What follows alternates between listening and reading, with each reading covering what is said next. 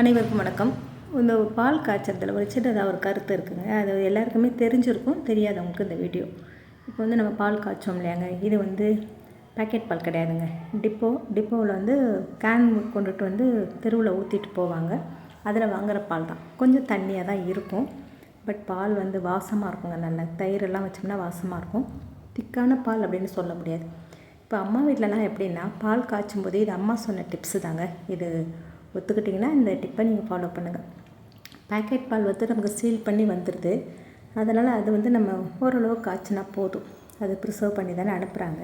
வேறு வழி இல்லைன்னா பேக்கெட் பால் வாங்கிக்கோங்க. நான் அங்கே ஊரில் இருக்கிறப்பெல்லாம் பேக்கெட் பால் தான் வாங்கினேன். முன்னாடி ஒரு பால் பண்ணையில் போய் நான் வீடியோ எடுத்திருப்பேன். உங்களுக்கு அந்த மரங்கள்லாம் நிறைய காட்டியிருப்பேன். அப்போ பால் கிடச்சிச்சு. இப்போ பால் மாடு கம்மியாக இருக்குது போல். கறக்கிறதும் மாடு கம்மியாக கறக்கிறதால புதுசாக வர்ற கஸ்டமர்ஸ்க்கு இல்லைன்ட்டாங்க. நான் 2-3 தடவை போய் ட்ரை பண்ணேன் அந்த பால் பண்ணையில்.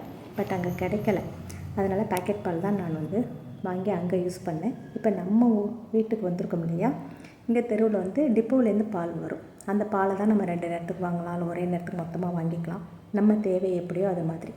இப்போ அம்மா சின்ன வயசுலேருந்து எங்களுக்கு சொன்ன டிப் என்னென்னா, மாடோட பால் கறக்கிற அந்த மடி இருக்கும் பார்த்திங்களாங்க, அந்த இதெல்லாம் கறக்கும்போது நல்லா சுத்தமாக கழுவிட்டு அந்த இடத்துக்கெல்லாம் நல்லா கழுவிட்டு பால் கறந்தால் கிருமிகள் ரொம்ப இருக்காது. ஏன்னா மாடு நிறைய இடத்துல படுத்துருக்கும்.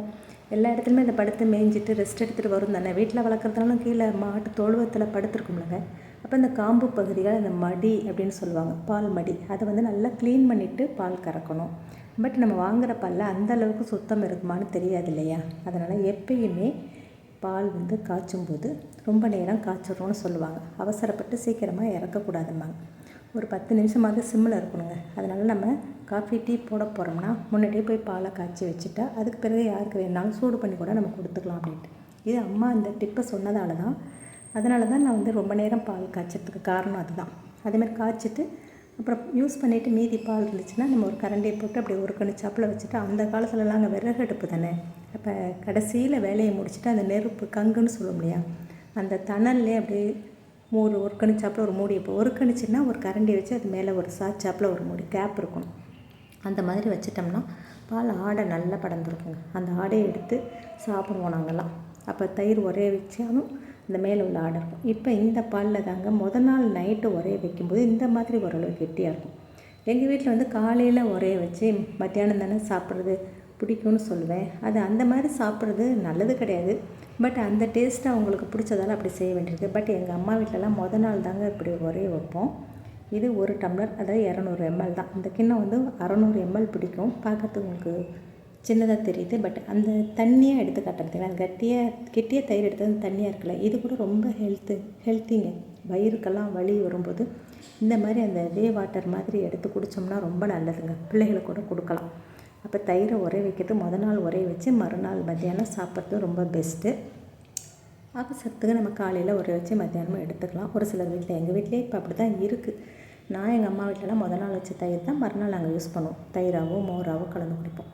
இந்த வீடியோ பிடிச்சிருந்தால் லைக் பண்ணுங்கள், ஷேர் பண்ணுங்கள், கண்டிப்பாக சப்ஸ்கிரைப் பண்ணுங்கள். அப்போ தயிரை நாள் உரைய வச்சு மறுநாள் எடுங்க. இது 3 டம்ளர், அதாவது 600 ml பிடிக்குங்க. அப்போ இந்த மாதிரி காய்ச்சி தயிர் உரைய வைக்கலாம். நான் அந்த கேஸ் ஸ்டவ்வுக்கு கீழேங்க 2 பக்கமும் 2 தோசைக்கல் தான் வச்சுருப்பேன். ஏன்னா ஏதோ பொங்கி வடிஞ்சிச்சின்னா அடியில் அப்பப்போ நம்ம துடைக்கிறது ஈஸியாக இருக்கும். அந்த தோசைக்கல்லை தூக்கி கழுவிட்டு அப்படியே திரும்ப அடியில் வச்சிடலாம். தோசைக்கல்லும் ரொம்ப துரு பிடிக்காமல் இருக்கும். ஏன்னா டெய்லி அந்த ஹீட் அடியில் பரவும் பார்த்திங்களா. மேலே நம்ம குக் பண்ணுறோம் சமையல், கீழே அந்த சூடு இருக்கும். அதனால் தோசைக்கல்லுக்கும் அந்த துரு பிடிக்காமல் ரொம்ப சூப்பராக இருக்கும். நமக்கு அந்த தரையை க்ளீன் பண்ணுறது ரொம்ப ஈஸி. அந்த தோசைக்கல்லை மட்டும் தூக்கி கழுவிட்டு வச்சோம்னா போதும் இல்லையா. இதுவும் ஒரு சின்ன டிப்பு தான். பாலில் கிருமிகள் தொற்றாமல் இருக்கிறதுக்கு தான் நம்ம அதிக நேரம் நம்ம காய்ச்சிரும். இப்போ சொன்ன பார்த்திங்களா, ஒரு கணிச்சாப்பில் போடுறதுன்னு. இது தாங்க, கரண்டியை குறுக்க வச்சுட்டு அது மேலே ஒரு பிளேட்டை வச்சிட்டோம்னா நம்ம யூஸ் பண்ண பாலுக்கு பிறகு மீதி பால் ஆறி இருக்கும். நம்ம தூக்கி ஃப்ரிட்ஜுக்குள்ளே வச்சுக்கணும், வச்சுக்கலாம். வெளியிலே வைக்கணும்னா நீங்கள் மூடியை போட்டு அப்படியே வச்சிடலாம். மறுநாள் சூடு பண்ணிக்கலாம். நைட்டு படுக்கிறப்ப நம்ம சூடு பண்ணிட்டு வச்சோம்னா காலையில் யூஸ் பண்ணிக்கலாம். காலையில் செய்கிறத ஈவினிங் யூஸ் பண்ணிக்கலாம். ஃப்ரிட்ஜில் வைக்காதவங்க, ஃப்ரிட்ஜில் வைக்கணும்னு நினச்சா இந்த மாதிரி வச்சுட்டு ஒரு கணிச்சாப்பில் வச்சுட்டு நம்ம ஆறவனதும் ஃப்ரிட்ஜுக்குள்ளே வச்சுட்டோம்னா பால் ஆடை உங்களுக்கு எடுத்து காமிச்சிருக்கேன், எண்ணெய் கடைஞ்சி காமிச்சிருக்கேன்.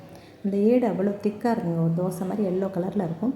அது பசும்பால், நல்ல ஒரு வாசம். எருமைப்பாலும் நல்லதும்பாங்க, அது ரொம்ப கிடைக்காது. இந்த வீடியோ பிடிச்சிருந்தா கண்டிப்பாக லைக் பண்ணுங்கள். நீங்கள் பால் காய்ச்சும் போது நல்லா இந்த மாதிரி செஞ்சு பாருங்கள்.